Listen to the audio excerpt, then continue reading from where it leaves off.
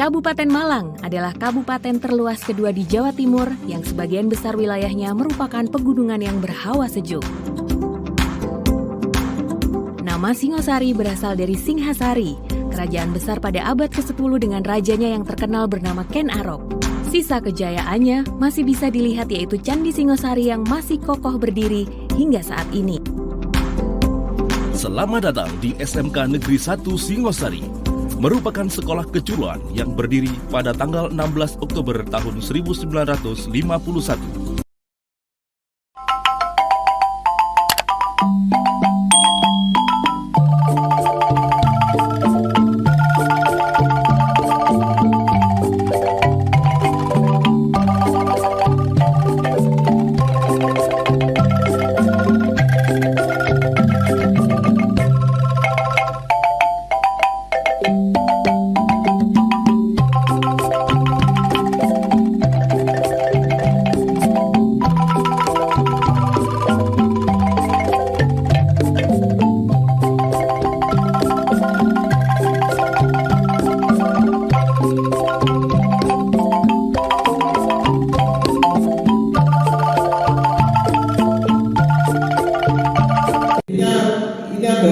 Grand design dari rencana induk pembangunan industri nasional. Nah, untuk RIPIN ini berlaku selama 20 tahun. Yang terakhir adalah mulai 2015 sampai 2035. Nah, salah satu dari item yang ada di RIPIN ini adalah terkait masalah pengembangan sumber daya manusia. Mungkin ini secara teori ya, nanti musik ya, lanjut aja Mas.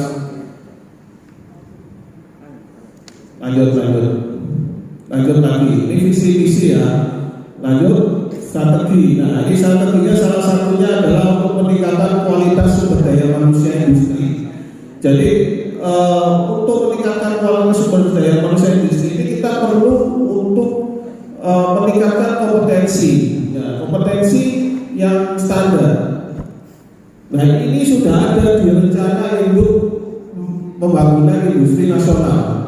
Berikutnya. Nah, sekarang kita ada pada tahap 2 ya. Jadi tahap 2 ini adalah tahun 2020 sampai 2024. Nah, untuk 2020 sampai 2024 ini yang paling dominan adalah bagaimana kita bisa menguatkan struktur industri, penguatan teknologi serta SDM yang berkualitas ya. Jadi kita kembali lagi bahwa SDM ini adalah salah satu bagian penting dari pembangunan industri nasional. Lanjut. Nah, ini bisa dilihat di mana untuk meningkatkan kualitas sumber daya manusia ini cukup penting ya, menjadi skala prioritas kita dalam pembangunan industri nasional. Lanjut. Nah, dari rencana pembangunan industri nasional tadi kemudian diturunkan menjadi rencana pembangunan industri provinsi. Nah, dasarnya adalah peraturan daerah nomor 3 tahun 2019 dan peraturan gubernur nomor 58 tahun 2019.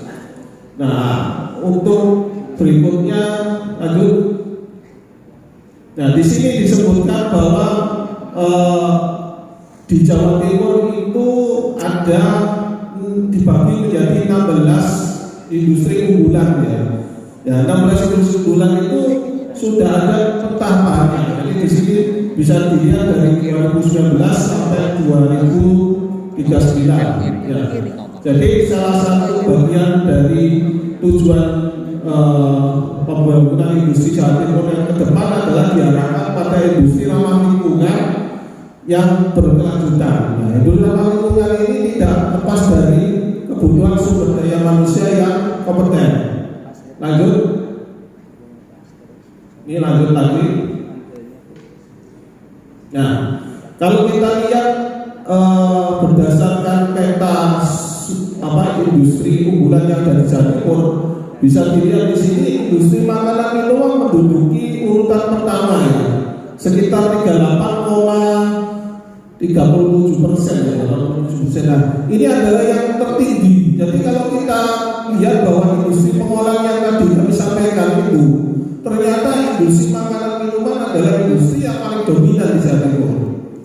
Jadi kalau kita lihat di sini bukan berarti industri kayak otomotif, logam, mesin itu dikesampingkan. Tapi kalau kita mau membuat istilahnya usaha industri yang berpotensi saat ini adalah yang paling berpotensi adalah industri makanan minuman. Nah, ini yang menjadi titik berat dari pembangunan sumber daya manusia industri. Berikutnya,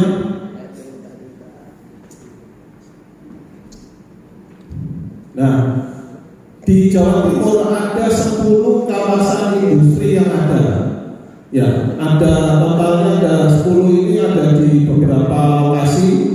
Salah satunya mungkin yang kita tahu di Surabaya, di Sir ya, kemudian ada di Moro, Sidoarjo, Tuban dan sebagainya dengan luas sekitar 4.000 lebih hektar. Lanjut, sedangkan yang dalam proses pengembangan ini ada 8 kawasan industri. Nah, kawasan-kawasan industri ini juga terbagi menjadi beberapa jenis area. Jadi kalau seumpama kita ingin tahu bahwa saya ini SMK yang ada di sebuah kabupaten atau kota, di situ kawasan industrinya di mana yang terdekat dan lebih banyak bidang atau jenis usaha industrinya di bidang apa. Nah, itu mungkin yang berpotensi pada saat kita kalau mau membuat program studi yang ada di SMK Bapak Ibu. Berikutnya, nah, untuk pengembangan vokasi di Jawa Timur, kita sudah punya namanya tim koordinasi daerah vokasi ya. Ini dibentuk tahun lalu oleh mantan gubernur kita Ibu Khofifah. Nah, SK ini mencakup beberapa kelompok kerja itu. Nah, kelompok kerjanya itu ada yang revitalisasi pendidikan vokasi, di mana di situ salah satu yang terlibat adalah dinas pendidikan, dinas tenaga kerja dan juga dinas perindustrian dan perdagangan. Karena itu sangat terkait ya Bapak Ibu. Jadi nggak mungkin dinas pendidikan, dinas perindustrian perdagangan atau dinas tenaga kerja itu berjalan sendiri. Kita harus sinergi.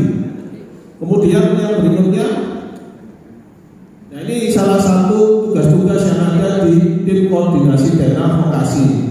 Ya, bisa dilihat di sini bahwa tanggung jawabnya yang paling utama adalah bagaimana pendidikan vokasi atau pelatihan vokasi itu link and match dengan dunia usaha, dunia kerja atau dunia industri.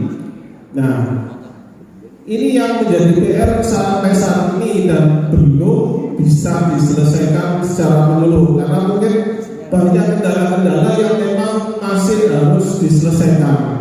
Tapi dengan adanya SK ini, kita berharap tim ini bisa bekerja bersama. Kalau dulu mungkin belum adanya SK ini, dinas pendidikan berjalan sendiri, disperindak berjalan sendiri, dinas tenaga kerja berjalan sendiri, atau mungkin dinas koperasi dan UMKM berjalan sendiri. Nah, dengan adanya ini kita bisa saling bersinergi bagaimana sih masalah yang harus bersama.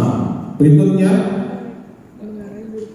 nah ini kegiatan tim koordinasi daerah vokasi yang sudah kita lakukan. Nah, mungkin salah satu yang perlu bisa digarisbawahi di sini adalah kita sudah menjalankan sosialisasi pemanfaatan super text deduction vokasi. Nanti kita jelaskan berikutnya. Lanjut. Nah, ini adalah jumlah yang kita terima ya saat ini pendidikan vokasi Jawa Timur itu ada berapa? Ternyata jumlah pendidikan vokasi Jawa Timur cukup banyak ya. Untuk SMK aja 2.000 lebih ya. Kemudian ada lembaga pelatihan kerja, lembaga khusus pelatihan, balai latihan kerja, politeknik, universitas negeri swasta yang punya fakultas vokasi cukup besar. Nah, artinya bahwa sudah banyak sebenarnya ya. Kita berusaha untuk mencetak lulusan yang punya kompetensi teknis ya. Nah, kembali lagi pertanyaannya, apakah ini sebanding dengan penerimaan dari dunia kerja. Mungkin di sini kami bicara industri karena dari perindustrian perdagangan. Berikutnya, nah ini perbandingannya ya. Jadi kalau di SMK itu ada 174 kompetensi ya kalian. Jumlah industri besar dan sedangnya itu 25.000 dan untuk yang setingkat perguruan tinggi 76. Ya. Tapi kenapa dengan jumlah industri yang cukup banyak ini kok belum match saja ya? Sudah ditingkat tapi nggak match. Kenapa? Nah, ini yang tugas kita lagi. Berikutnya.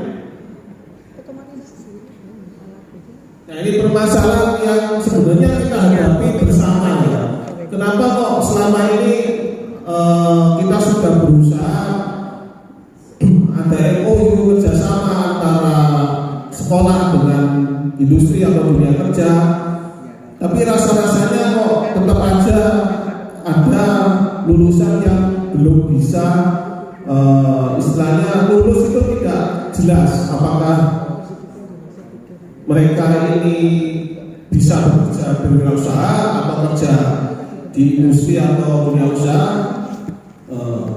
atau mungkin melakukan aktivitas lain ya. Jadi kita harus lihat bahwa permasalahan ini kita hadapi bersama. Jadi kesiapan lulusan SMK dan vokasi saat masuk belum sepenuhnya optimal. Jadi kalau kita bicara belum sepenuhnya optimal ini sampai kapan optimalnya? Karena selama ini kita sudah berusaha untuk istilahnya berusaha mematchkan ya dengan dunia industri. Dunia industri kita apa? Kita ikuti, kita tambah pelajaran atau mungkin juga mereka magang ya di industri. Kemudian bahkan kadang ada guru tamu dari industri, praktisi atau bahkan mungkin guru yang ada di SMK itu magang di industri sampai seperti itu ya. Tapi kenapa kok industri ini sepertinya tidak bisa sepenuhnya menerima semuanya. Jadi selain faktor perbandingan tadi juga sebenarnya ada hal lain yang sebenarnya harus diketahui dan kita masih mencari itu. Salah satunya mungkin adalah kecepatan perkembangan industri ya. Artinya kita mungkin bicara hari ini butuhnya seperti apa, besok butuhnya bisa saja sudah berubah ya. Nah ini yang mungkin menjadi PR bersama. Kemudian yang kedua, tidak semua lulusan sekolah menengah kejuruan vokasi dapat terserap ya. Ini seperti nomor 1 tapi belum optimal sehingga tidak semuanya terserap. Terus industri masih lebih memilih calon karyawan berpengalaman ya. Jadi kalau kita lihat lowongan kerja itu sering kita tahu bahwa ternyata yang dibutuhkan pengalaman harus 2 tahun, ada pengalaman 1 tahun. Kok nggak langsung aja dibutuhkan SMK lulusan jurusan otomotif atau jurusan apa gitu ya. Sehingga fresh graduate ini juga mendapatkan tepat gitu. Nah ini yang kadang-kadang kita melihat bahwa industri itu mau enaknya aja, dunia kerja itu mau mantengan ya, padahal sebenarnya tidak selamanya seperti itu. Karena mungkin pada saat mereka mencoba menerima fresh graduate ada hal yang mungkin mereka tidak bisa menoleh dibandingkan mereka merekrut orang yang sudah berpengalaman. Berarti ada sesuatu Bapak Ibu ya yang tidak dimiliki. Nah, bagaimana kita menyelesaikan hal itu? Berarti kita harus melakukan link and match ya, kerjasama SMK dengan industri atau duka. Nah, kerjasama ini juga kita harus saling saling berkontribusi, tidak hanya salah satu. Nah, industri juga harus mendapatkan keuntungan supaya mereka tidak hanya bekerja sama, tapi juga mereka secara raca keuangan tidak dirugikan. Lanjut. Nah, ini beberapa hal yang sudah kami lakukan dari kebijakan dan program untuk kerjasama ya, meningkatkan kerjasama. Yang satunya adalah sosialisasi super deduction. Nah ini sudah kita lakukan. Artinya super deduction ini adalah industri mendapatkan insentif pengurangan pajak kalau mereka melakukan kegiatan vokasi, baik itu mengendarai kegiatan di sekolah, mengajar, ataupun juga mereka melakukan kegiatan-kegiatan lain yang berhubungan dengan pengembangan kemampuan lulusan dari sekolah vokasi. Nah, kita juga melakukan pemetaan kompetensi yang dibutuhkan dan paling terserap di dunia industri. Di nomor 2 ini kita baru melakukan di 2 jenis industri ya Bapak Ibu, industri makanan dan industri pakan. Ini barusan tahun kemarin. Kemudian yang ketiga, kita sudah melakukan pemetaan industri unggulan di kabupaten kota dan itu sudah masuk dalam kebijakan pembangunan industri provinsi. Lanjut. Nah, seperti Johnson. Nah, ini yang tadi kami sampaikan bahwa ini adalah salah satu insentif yang diterima industri dalam bentuk pengurangan pajak. Lanjut. Nah, jadi pengurangan pajak ini biasanya kan industri itu ada pengeluaran